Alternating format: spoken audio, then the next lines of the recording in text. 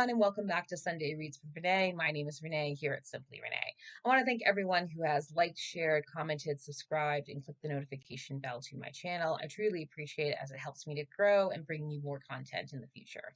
For this Sunday Reads video, I'm going to be doing a double book review on Weather by Jenny Offill and Weather Girl by Rachel Lynn Solomon. And these are two books that I chose specifically because they have weather in the title, but they're also very different books as well. While they are contemporary novels, Weather was published in 2020, whereas Weather Girl was published in 2022, they are very different in the fact that Weather Girl is more of a lighthearted romance with a little touch on mental health, and Weather does touch on mental health, but it also does go into more shortened, deep conversations about spirituality, climate change, and personal growth and journey for one individual who's really struggling with it all. So it's very much drama in its own right. Before I begin the double book review, though, I just want to let everyone know I will be using alternative words and phrases because of YouTube rules and regulations, and also I will be revealing plot points, so therefore spoilers are ahead. The first book review will be Weather by Jenny Offill, and this is a 2020 novella that really discusses a lot about climate change, the climate crisis, spirituality, and one woman's journey into really trying to figure out how to have work-life balance and also take care of herself when she starts to fall a little short. Lizzie is a middle-aged woman who's married to a man named Ben. They have a son named Eli. And while she's working at a library at her former university, she's also dealing with other personal issues, such as her mother's health issues and her own brother's battles with sobriety. And therefore, there's a lot on her plate in that regard. But she's also struggling with her life professionally. Even though she likes her job fine, she feels unfulfilled by it. She has regrets about not finishing her PhD when she did, and therefore she feels like she's behind in a lot of ways on the professional front.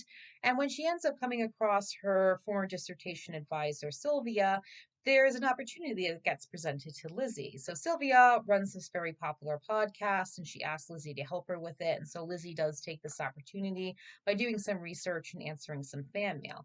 And as she's going through this process, she becomes heavily involved with this podcast so much that she actually listens to a lot of the topics and goes on her own journey with that. And that is in terms of trying to really focus on climate change and the climate crisis and how to combat that, but also focusing on spirituality, where she dabbles in Christianity and Buddhism as a form of a spiritual awakening and some meditation, and grappling with her own mental health issues. As the work life balance becomes more of a struggle, she's finding that her mental health is taking a toll, especially when her brother ends up getting married and having his family. He starts to really battle with his sobriety in that regard, and therefore Lizzie takes on more responsibilities there while trying to really work in this new profession she started and also be there for her husband and son. So there's a lot of struggles with work-life balance and mental health on the front of Lizzie, and she really does struggle with that while trying to also deal with climate change and the climate crisis and what that means for the future. So while I liked Weather in many different ways as a novella, I do feel the writing structure was a little bit off. I actually feel that the author could have done a lot more with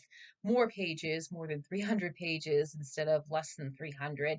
But other than that, I do think it was a good book in terms of the fact that it does focus on those mental health struggles, what it's like when you don't take care of yourself as much as you do with everyone, how it feels when you take on more than you can handle or taking on too much without taking a step back and looking, say, hey, I may need to calm it down a little bit, but also trying to do other things and move forward and take on new challenges. So there's a lot to unpack with this novella, but I do feel like a lot more could have been structured and properly written if it was more than 300 pages rather than less than 300 pages. And I feel that's kind of where it went off, especially with the writing structure. But other than that, I do think Weather is an overall okay novella. I do recommend it if you're looking for a quick read and you want to have more thought-provoking process on starting over personal journeys and taking on new challenges such as your spirituality or the climate change crisis, which Lizzie does get very heavily involved in this book and is fitting for the title of Weather. Weather Girl by Rachel Lynn Solomon. This is a 2022 lighthearted contemporary romance novel with low angst and a little bit of touches on mental health. And this book is mostly about a young woman named Ari Abrams. She's a TV meteorologist who's very excited to work with her idol, Torrance Hale, who is a legendary Seattle TV weather woman. And Torrance Hale is someone that Ari grew up loving and enjoying and really wants this woman to take her under her mentorship so she become a great and fantastic weather woman herself. Unfortunately, it's not happening as Torrance is a cranky individual. A lot of that stems from the fact that Torrance is in a tumultuous relationship with her ex husband, who is the director of the station that she works at. So it causes all these problems and issues. And as a result, creates a toxic work environment that doesn't roll well for Ari, her other colleagues, including Russell, who is a TV news reporter.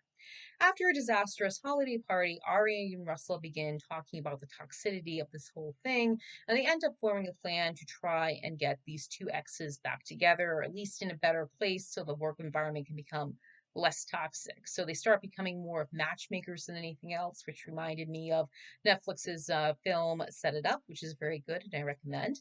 But basically, Russell and Ari are doing that to try and create a better workplace environment and get these two people who have a tenuous relationship to really try to work things out. And in the process, Ari and Russell get to know each other. They start to really connect, they form a friendship that could become more of a romance in the future.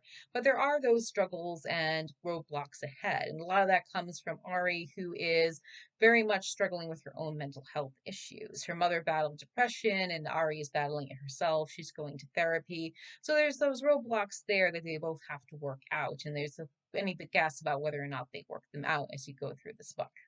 Overall, I did like Weather Girl, though. I thought it was a very nice, lighthearted contemporary romance novel, even though it has those touches on mental health, which I feel are handled pretty well. It's very low angst. It gives you a little bit of thought provoking moments, and it also gives you a personal growth journey as well. But overall, this is a nice one. It's a little bit more lighthearted. You get through it pretty well. I enjoyed the pair of Ari and Russell. I thought they had a very good connection. They got along pretty well. Russell is a great guy in general. He's very supportive, friendly, fun, and really enjoyable, even though he has some of his own reserved personality. But these two are great in a lot of ways. And Ari is also very optimistic, even as she's battling her own depression. And I think this is just a great romance novel. And I do recommend it because it is a lighthearted fare. And if you're looking for something a little bit more like that around, Weather Girl is for you. And this concludes the double book review. Now tell me what you think. Have you read these books? Do you agree with me, not agree with me? Do you like one or the other? Do you think both of them are great, or do you think both of them need some work? Please let me know in the comments section. As always, I welcome all discussions. I thank you so much for tuning in. Please be sure to like, share, comment, subscribe, and click the notification bell. I'll be back on Wednesday with a random video. I'll be back on Friday with a food video and next Sunday with another video. And I'll also put some random shorts out there. I thank you again so much for tuning in, and I'll see you next time. Bye.